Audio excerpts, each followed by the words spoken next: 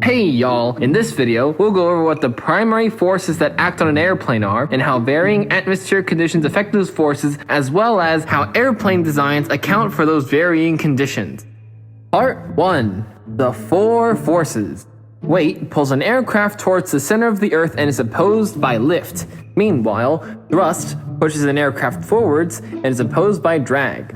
For sustained flight, the opposing forces need to be equal. Lift must be equal to weight, and thrust must be equal to drag. Now, why is this so? Let's go over Newton's first law of motion. As quoted from NASA, an object will remain at rest or in uniform motion in a straight line unless acted upon by an external force.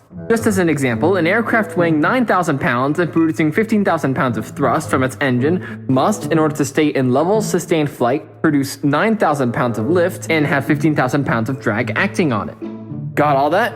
Alright.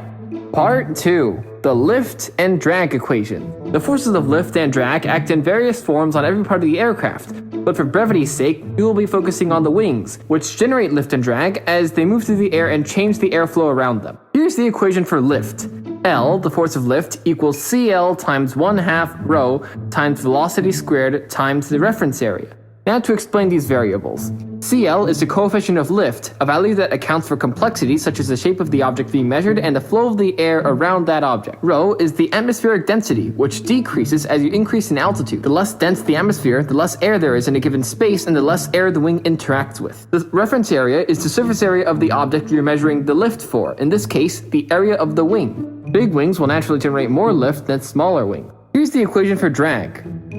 You'll notice that the equation for drag is pretty much exactly the same as the equation for lift, except lift, in this case, has been replaced by drag, and CL has been replaced with CD, the coefficient of drag. CD accounts for similar complexities as CL.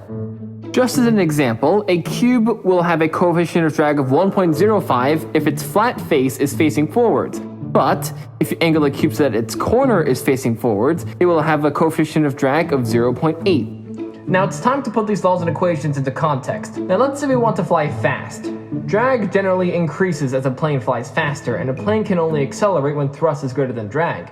Thus, if we want to have a higher top speed, we'll either need to increase our plane's thrust or lower the drag by either making the wings smaller or sweeping them back, which will decrease the coefficient of drag. Now, although this marks the end of this introduction to the physics of flight, this topic goes much beyond this level. In fact, physicists and engineers will often spend their entire careers devoted to studying one aspect of this massive field. More information can be found both right here on YouTube and on credible sites such as the NASA website. So go out there and explore this topic to its fullest.